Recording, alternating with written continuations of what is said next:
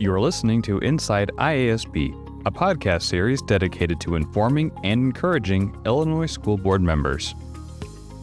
Hello, everybody, and welcome to the podcast. My name is Isaac Warren. I'm the Director of Digital Communications at the Illinois Association of School Boards. And with me today, I have Justin Caldwell, who's our Director of Outreach and Training. And we're going to be talking today about foundational principle number 2, which is that the board connects with the community. So, Justin, thank you so much for coming on the podcast. Glad to be here today, Isaac. Absolutely. Well, let's just dive right on in. We're talking about connecting with the community. What does two-way communication with the entire community look like in real practice for a school board? Yeah, absolutely. In practice, really two-way communication for a school board really takes that focus from simply broadcasting information to creating a intense cycle of listening, responding, and collaborative decision-making. It's not just providing that one-way microphone at board meetings. It really involves using kind of systems where the community input directly informs policy. And so it's really gauging and creating that input from the community. Cool. Yeah, thank you for that. Yeah, and again, I think that keyword engaging is really important too, because you can write and post whatever you want, but if it's not engaging, I don't think people are really going to want to read it, No, not at all. You got to get them engaged. You got to get them kind of, I don't want to say hooked, but you really do. You got to get their interest level peaked. I agree. Yeah, it's almost like marketing in a way. I guess Yes. I could kind of view it that way. We emphasize that boards serve as trustees for the community. So how does that trustee role shape the board's approach to community engagement and decision making? Yeah, at the end of the day, we as a board or board members, I'm using my previous life when I was a board member, but when you serve on a board as a trustee, you're acting as a fiduciary, governing on behalf of the public or the specific community. And again, you're not just a representative for individual interest at that point. Your role has to shift fundamentally toward a board's orientation from simply mirroring public opinion to actually stewarding the organization's long-term mission and the common good. And that's really why everything needs to come back to the school and focus on the mission and the vision statement of where the school district wants to go. Yeah, and kind of leapfrogging off of what we were talking about earlier with community engagement, that should always include diverse voices. So what strategies do you think boards can use to ensure they're hearing from groups that typically remain silent or are underrepresented? Yeah, it's so true. I mean, we hear that every day. And really to ensure that boards are hearing from those typically silent or underrepresented groups, you really have to transition from just a passive invitation to an active, intentional relationship building. This helps remove those barriers we talk about and kind of decentralize those meetings. And you partner with trusted community leaders to build that long-term trust. I mean, that's really what it comes. You have to meet the people where they are. There's different strategies that can be used, pop-ups and get people familiar with environments like community centers or different areas like that. But it's really creating that intentional relationship building mechanism.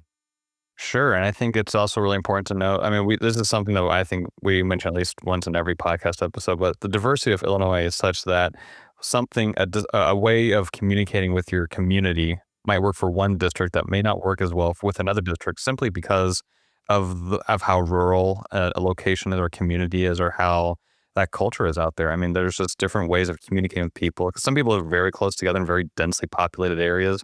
Some people live miles apart, and you can't really use the same content strategies for those types of people. No, and it's very different too. Serving as a past board member, I served in 2 different districts, one being an elementary district, one being a high school district. It literally the district offices were less than about 1.5 miles apart. We could have one particular thing that worked for the elementary district. And I remember coming to the high school district saying, hey, this worked here, let's try this. And it fell on deaf ears and it didn't work. And so just even that short term, you have to really customize it and really make it intentional. Yeah. And I think that's a really good example of just how much it can change. And that's not even that much of a location change, really. It just does not take that much distance to alter the way that you communicate with a group of people.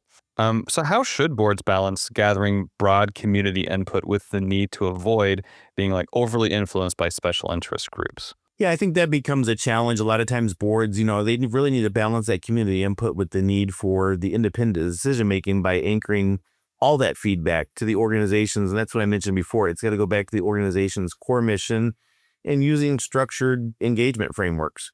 I mean, when you do that, you kind of prevent those special interest groups or the loud. I like to call the group the loud and you present them from, really influencing policy over the broader community's needs. And so you really have to be cognizant and focused on that. And you really had to create that balanced engagement. Sure, and I can almost go the other way too, where you can have almost two sides of the issue, I suppose. Where one, you have a loud, vocal minority of people, and you don't, and out of your want to not have them drive all of the communication, all the way the district's handling things. Maybe you almost ignore it too much, and then you're trying to listen to a larger group of people that aren't talking as much, and you're still missing out on some important stuff that group of people are still vocalizing. But if you're swinging too hard in the other direction of trying to really compensate, it can almost be detrimental. Again, that's why there's a huge balance that you really got to focus on, because it definitely, you can go after those quiet voices, and then that's all you're going to hear from, rather than speaking or listening just to those who speak the loudest. So you got to kind of have that balance in between. Yeah, I couldn't agree more there. When individuals bring personal concerns to a board member, for example, our framework says that they should be directed to the superintendent or the staff. So why is this boundary important for healthy governance? Yeah, I think one of the things, we really promote and really focus on here at IASB is really maintaining that chain of command. That's one of the things probably in every workshop that I do. I talk to boards about that chain of command. And so what happens if the board has to understand they employ one person, and that's the superintendent. Even though the board approves the hires of the district, at the end of the day, they're approving the recommendation hiring from the superintendent. They're only employing the superintendent. And so when you keep that chain of command, you really have to focus on that, because if you don't and you go the other way, you're going to undermine the authority. It kind of signals the staff that they can ignore the supervisors and go to the top and get what they want. And it's really going to create a lot of confusion, and really just kind of oversees and takes that whole process and just kind of throws it away and says, okay, there's no chain of command here. We're going to do what we want. So that's why it's really important for healthy governance for the board to follow that chain of command. Yeah, that's even a foundational principle, is that the board delegates that authority to the superintendent. And there's a reason for that chain of command to be honored. Goes both ways, from the board and to the board. So what would you say are the most effective ways boards can communicate district performance to the community in ways that build trust rather than confusion or mistrust? Yeah, Isaac, I think one of the things that we really have to focus on and get our boards to really kind of focus and center on is to build that community trust. When communicating district performance, the boards really have to shift from just a mere data reporting to really be active, transparent, and engagement. Effective communication is defined by consistency and accessibility and alignment with the district goals. And so that becomes very easy to do if you can kind of focus it down on key messages. You really stick to 3 to 5 core messages to avoid overwhelming the audience, because we love to share what's going great. When things are going well, things are going great, we love to share. And so a lot of times you get people speaking about the school and they're just going through, oh, we've received this award, we've done this, we've done that. Great things. But again, keep in mind, you're going to the public. And so you want to be specific. So stick to those 3 to 5 core messages. Maybe even develop some public dashboards. I've seen a lot of schools on their websites that have interactive graphs and charts to really talk about how they're performing to the district goals, because it's one thing to have data, but again, does it tie back to what you're doing from your mission and your vision for the school district? So you really have to tie those together and provide the why. Yeah, I like what you were talking about with avoiding almost data overload for members or for people attending a meeting, for example, and giving them opportunities to ingest that data in a way that's maybe not confusing. If you just give out, here's a general spreadsheet, and that's it. I mean, that's going to be really, really hard to parse really anything meaningful from it from someone who isn't familiar with data analytics. But like you said, those dashboards, that sounds really helpful, because it's a lot more approachable and accessible for people who maybe aren't in the bread and butter of the data analysis. And it's just one of those things of listening to the community. Is the community asking for more efficient ways or like better communication for district goals? And if so, are there ways that you can do it that doesn't require significant changes to the way you run your board meetings? Or I don't know. There's a lot of different like tugs and pulling from the community, I'm sure, but there's definitely a balance to be struck there. Yeah, you really have to use that conversational language, because if you use a lot of jargon, you're really going to alienate the non-educators. In your community, yes, it's full of educators, but there's a lot of people that are not educators. And so you really have to avoid that technical educational terms, because we have so many different abbreviations and things as it relates to education. So you just have to use that plain conversational language and make it simple. Yeah, exactly. Yep. Simple's really good. And then I almost like, and it's like, again, there's a balance. If you make things too simple, you're almost obfuscating data that might be lost if you simplify it too much. And then there's some nuances there that aren't getting sent across.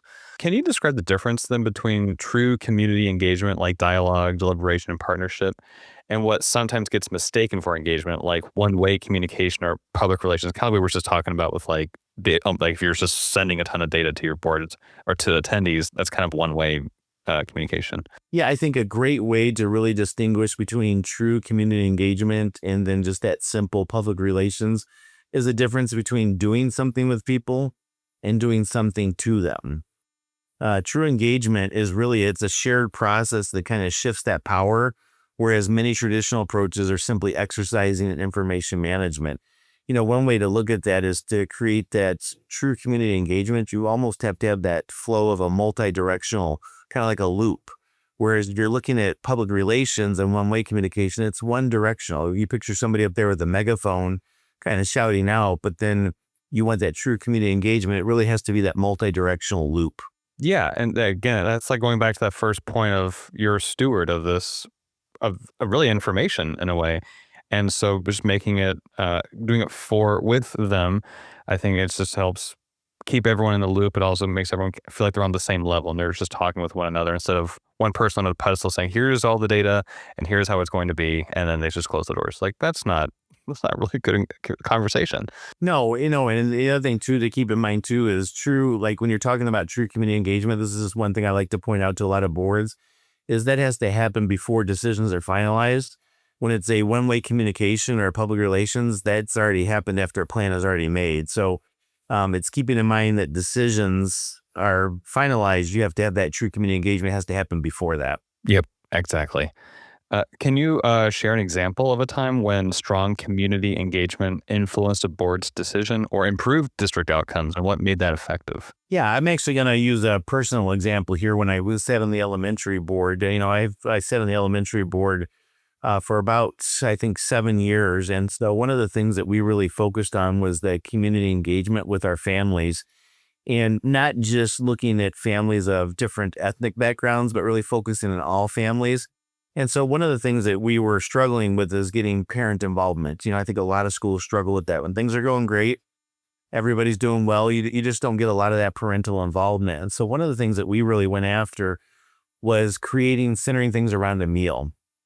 And so we were really measuring our parental involvement, how they were attending events, how long they were staying at events, were they responding, opening our emails at the school. And so what we did is we started doing monthly meals for our families and students that were donated or catered by businesses within the community. So like for one night, maybe it was a pizza night, the local pizza place provided pizzas, and we just had conversations about the school, how things were going. Like we had a couple of board members there that would get up and say a couple of things. And then it was just really that creating that conversation. They were called conversational meals is what we did. And so as we did that for the first 6 months, we saw our parental involvement slowly tick up to the point where after 6 months, it actually becomes statistical significant to say, hey, we're going to continue to do those. And now I've been off that board now for about 10 years. They still do those meals, and their parental engagement is just continued to be very strong. That's excellent to hear. And it's almost when you're doing those types of connecting events, it's like you're trying to establish buy-in with the parents as well. And I think that's really lends itself very well to that type of collaboration where you're presenting ideas, but you're also providing an opportunity for parents to kind of outside the confines of the boardroom, I guess, of a typical public comment session where they can feel maybe a bit more relaxed and they just feel more like this is something I can get behind. And then they get their buy-in and they feel a lot more aligned with the district's goals and wanting to help see that through. Absolutely. And it gives them an opportunity. My family's going to get fed. I'm going to get fed. I'm going to have a conversation about my child's school and how things are going. So it's really a win-win. What we started to see at that time was parents were telling other parents, hey, you should really come to this. They're really just talking about the school. They're talking about our children and they're providing a free meal. So it was a great outcome. Well, thank you, Justin, so much for coming on the podcast and discussing our second foundational principle of effective governance. I really appreciate your insight and sharing your experience as a past board member as well. That's really engaging and exciting to bring to the table. Yeah, thank you, Isaac. I appreciate the time. It's been great. Thank you for listening to the podcast, and thank you for your dedicated volunteer service to public education. If you would like to stay up to date with future episodes, please consider following us on Spotify, Apple Podcasts, YouTube Music, or your platform of choice. Have a comment or question? We welcome listener feedback and invite you to send us an email at communications@iasb.com. Thank you.